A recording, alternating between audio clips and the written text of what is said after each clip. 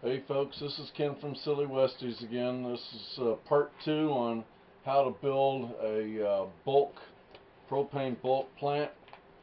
I'm using a article out of the Model Railroader, How to Build Realistic Layouts. Okay, this is this particular article is by Paul Dolkos. Paul's one of my more favorite people, and anyway, I've made a little more progress and showing a little update. I've did a little more extra work to the model than Paul did. Again, if you haven't seen this, you might be able to pick it up at one of the train shows. It's 2007. Okay, here's my version right here. Okay, you can see all the detail. See the roof, the safety walks there. Got the foundation. I'll kind of show you a little more in detail. Okay, you can see the walk right here and the handrails. This is the Tissue Train Group open grid platform with handrails 8001. It's got some really nice detail. You can see through the grill. Okay, and also you can see no open grill here and some kind of real fat railings there. It's not saying that that's a bad thing. That's just the way it comes. I like the extra detail on that. Okay. One other thing is you'll see the railing here, or the ladder, and I've made the runners go up the top. Now I'm going to tell you right now, the railings right now on Don Tissue's handrails are very, very delicate. Okay. You'll see how that I put these brackets. I angled mine up. Theirs comes from Walthers, comes straight up. The Walthers one is a scale 2 feet wide. Don Tissue's is 30 inches wide. I'm going to show you how I did this. It takes too long to show you. This is using some evergreen 2x4 HO scale number 8204. I take that and I glue this a little bit extra long, let it stick up here. I glue that down in there, and then I get it to where I can lay this down, and then I start gluing and putting a little, saturating it with the glue, which I use as the 10X. Then I start taking my tool and bending it over, keeping it for where it won't break, because I actually did have one break and I had to replace it. So I want it to look like strap metal that they're using to hold up the platform. It's quite different from the actual model there, from out of the kit. And so that 2x4 steel strap, I'm gluing it and then holding it in place as it sets up. You can usually count to 10 depending, don't get it too saturated. I've done that too, trying to over glue that. Okay, now also we've got I wanted some different ladders. The ladders that they have, pretty small. They would work.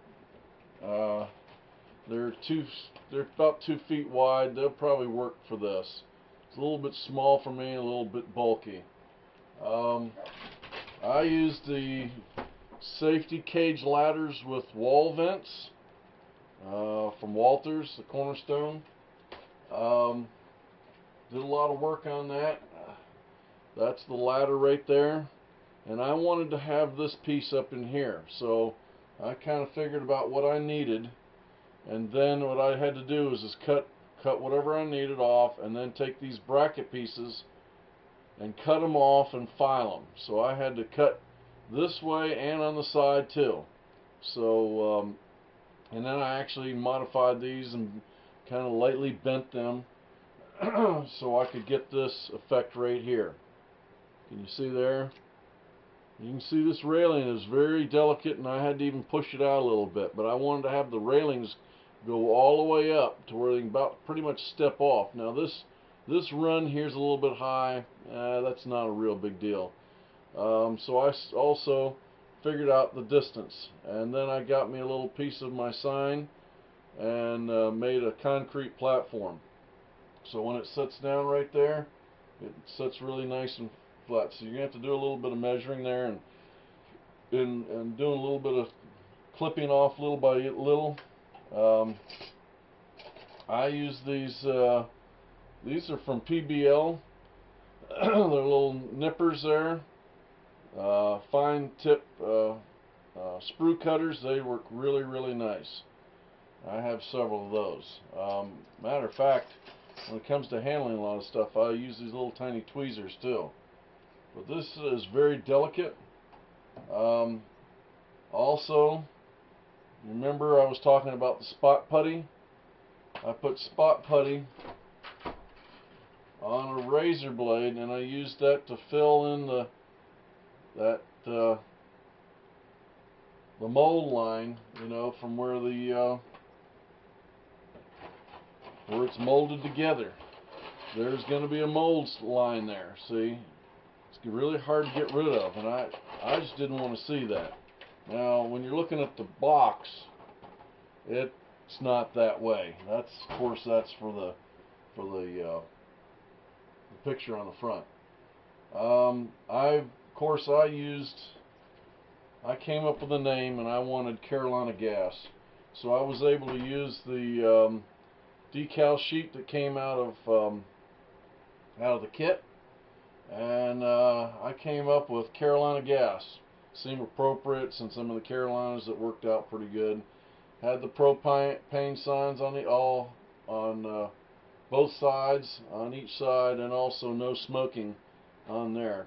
I think it looks really good. I'd pre-painted these a long time ago. This particular kit was given to me by a friend of mine. At that time, I think that Walthers wasn't creating these commercial or these propane tanks. So when I started to open up the kit, I noticed right off the bat that these two buildings didn't come with the roof part. And I tried looking on for a PDF file online for Walthers. I could probably order it and show how the air lines and the pressure lines were set up. I didn't find anything, so I'm just going to have to wing it. Not a problem on the roofs.